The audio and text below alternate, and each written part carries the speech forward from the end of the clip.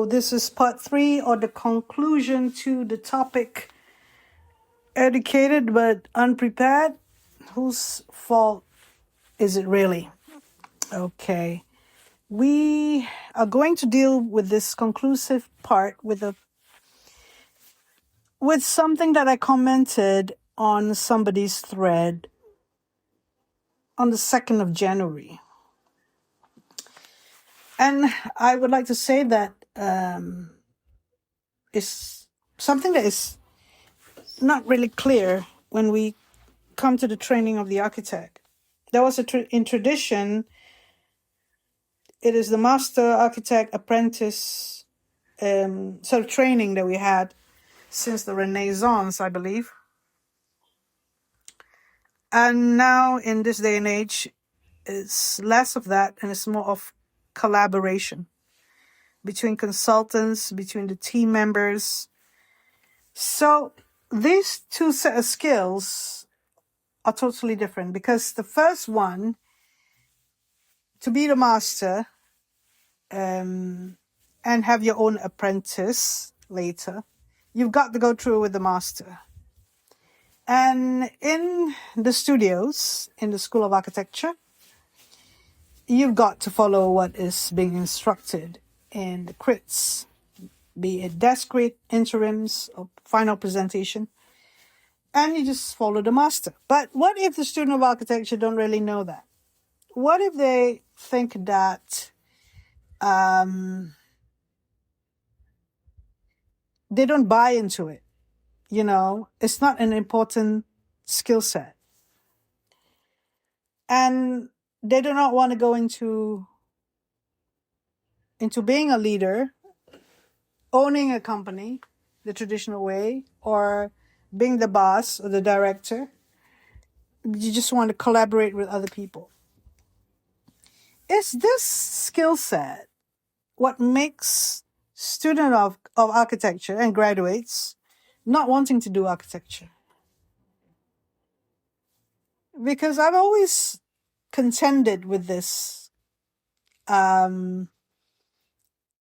this idea. And when I was doing studios with Kevin Matlow, we try not to spoon feed the student or be too instructional in a way that they identify the problems themselves, rather than we tell them, unless there's not much time and we have to just give them a big strong hint what the problem is that they need to solve in their design thesis or their studio project in the second year. So I actually had to learn this from Kevin Matlow, who is really a very good tutor and someone who's very talented in teaching. That's why I have him in the studio. And I'm very lucky that he wanted to do those things, wanted to be the leader. He is the leader in the sense that set the tone, set the pace. But when it comes to students themselves, they have to be a leader of their project and not just take instructions and follow them. So you see that there is this, shall we say, dichotomy, or there is this conflict of studio teaching. If you want to teach students to be good collaborators, they would know what is good in the first place, the decisions that they make. And that is what we were trying to do in the studios, following Kevin Matlow's leadership, where students identify the design problems, hence creating a design thesis at the end. There are many problems, like we often quote wet market. Let me go and quote another thing. Just say library. A library, one of the important things is special study on universal design, but it has to fulfill all the other things, like it has to be deal with construction, deal with structure, deal with environmental science and functionality and all that, right? So when we talk about design problems, all that I said just now, that you encounter in designing, a library has its own set of problems. And there are many students who did libraries. and they come up with concepts. Get one sorted out early, because the concepts also relate to the context, the issues with context and fit that Christopher Alexander has mentioned a lot in the notes on synthesis of form. The form is just something that suit the context, yeah. So then it'll have a good fit. So the library, whatever form that you're going to embellish later, it has to deal with the context in which the context people, how library work, how different characters, visitors, staff, the processes, and how you would receive books, new books, and process them so they go on the shelves, the process on borrowing books, and also a particular, you can add two particular things to make it more complex, which is you have a library and a bus terminal. That was one of the projects by Connie for the Petaling Jaya Old Town. So here we have so many design problems, and you come up with a thesis and how the student would have those fundamental skills that I mentioned earlier in part 1 and part 2 would help them to draw quickly and get it communicated well to the tutors. So the more design problems solved, from the bookshelf system to the circulation, to the environment inside, how people would read the books. We did, as I recall, post the problem of a wheelchair user going up the ramp and how they can go in and enter different aisles before. So there are particular problems that we can add to the set of design problems that the student identified and try to solve, so that the context, which is the library, solve well, and the design is a good fit. So what Connie needed to do was she needed to observe very well the existing problem on site. She interviewed, she went to the library that is in another part of town. It's the same road, not another part of town, but the same road, but is a standalone library, which, in reality could be a different type of library to complement the library on the bus terminal that she's doing in the city center, which is like also a place where elderly people, which is quite a number of the population over there in PJ Old Town, in which she could deal with those problems of not having a space for themselves, a public space. Well, that goes to this particular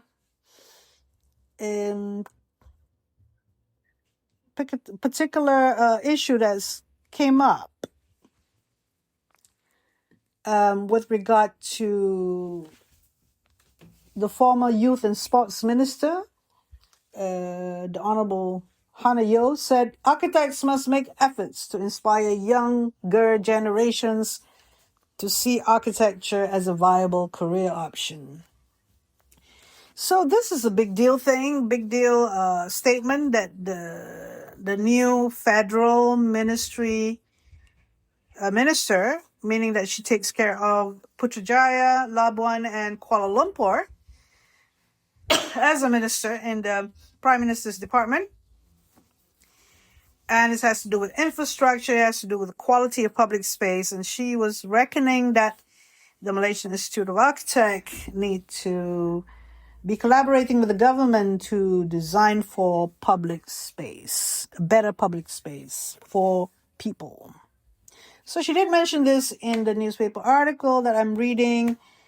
Many young people today are more interested in becoming social media influencers, thinking it can generate lots of income. This is a challenge for architects to speak to and relate with the younger generation and reflect their vision for the future. So wanting more young people to be interested in architecture and be designers of public space, I can't help thinking that a lot of architect students decided to be influencers.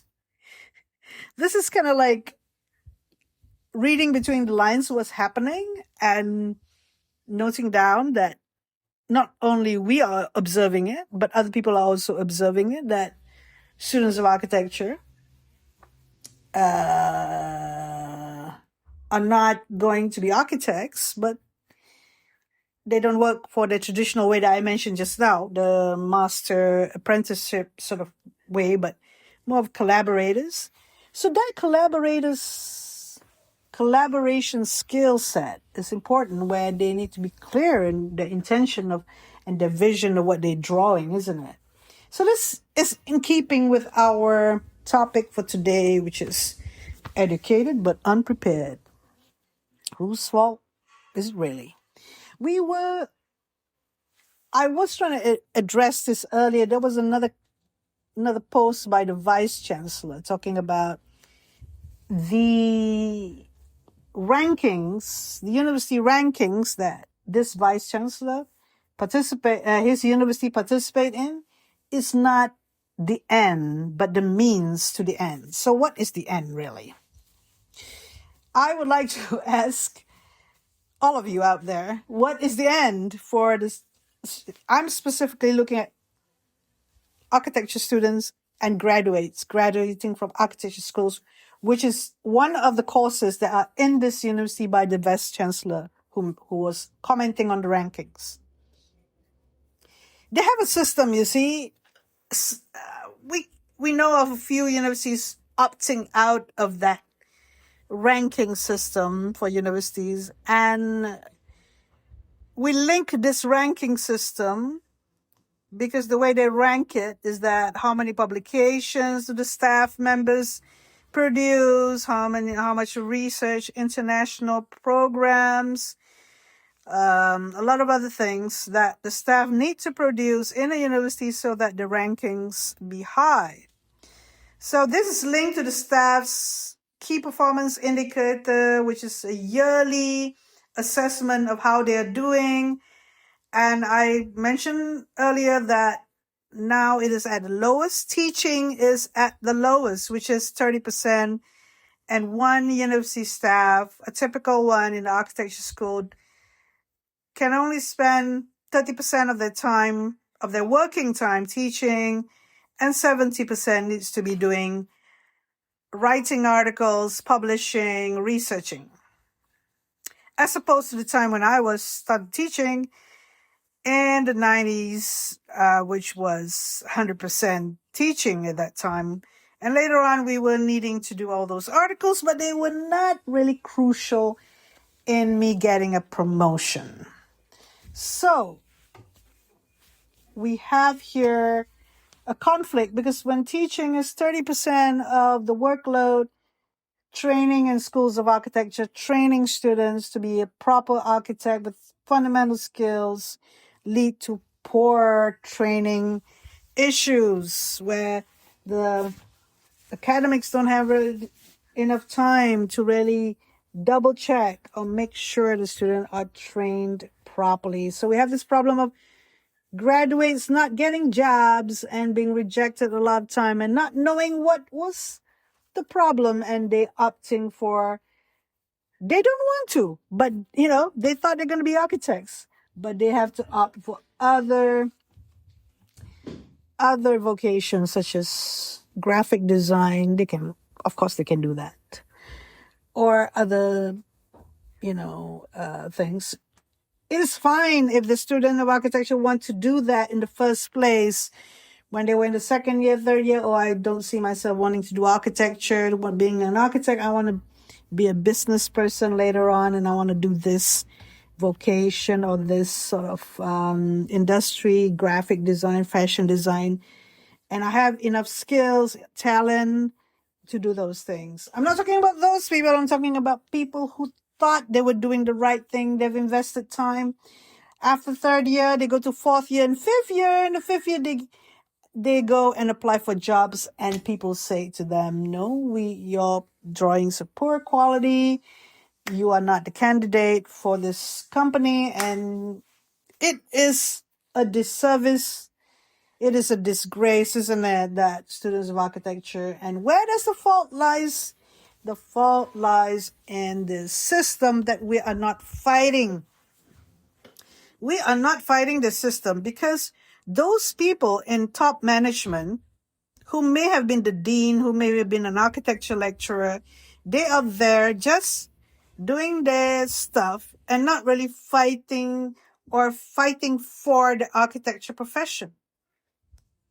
And I'm not going to go into the Malaysian Institute of Architects or the Board of Architects. I'm not going to go into that because, I'm not a member of the Malaysian Institute of Architects, by the way.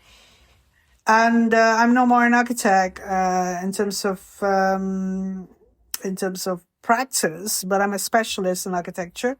And I'm a former academic who has about 28 years of experience. So that's why I'm doing this, because I want to help the architecture profession as a life coach for my ex-students and also for future students. So we have picking about several issues here and come to the conclusion that we are not doing a good service for the training of the youngest graduates and not identifying clearly what architects are supposed to do, which I reflected in the case study earlier of the student who did the library. But she learned from that, and I can vouch that she's doing very well in architecture. And even though she wasn't top of the class, she's doing very well. And if you're listening to this, you are doing very well. I'm proud of you. But the point I'm trying to say is that, we are seriously in a situation where we are needing to find proper individuals to fight for us. And I find it very curious that a member of parliament, the Honorable Hannah Yo, mentioned about challenges for architects to speak to and relate to the younger generation. I think we haven't had that sort of comment before or sort of call before for a profession to really buckle up, to really get down to it and solve this problem. Usually we have politicians just mouthing something that is vacuous or not really having an impact as such. And I find this really refreshing. This quote is so interesting that I quoted to you that, the challenge for architects to speak to and relate to the younger generation and reflect their vision for the future. Because she was in the youth and sports ministry and now she's doing for the infrastructure for Kuala Lumpur, and she's saying the public spaces are not really well designed for her, and where are the architects? Show up. So with that, I want to conclude this topic, which is educated but unprepared, and whose fault is it really? Whose fault really? And we're all at fault, really. I mean, that's why I need to say what I need to say. And hopefully we could be in collaboration with schools of architecture and the Architecture Institute to solve this problem, in particular in our country, in Malaysia. Thank you very much for listening to this series on architecture education. I hope you can make it for the next series. We will interview people from overseas, and this topic had come out in a different way, but the last 3 episodes we are focusing on Malaysian context, which I hope also gives some light to what's happening in your country if you find similar problems. Thank you very much. Take care.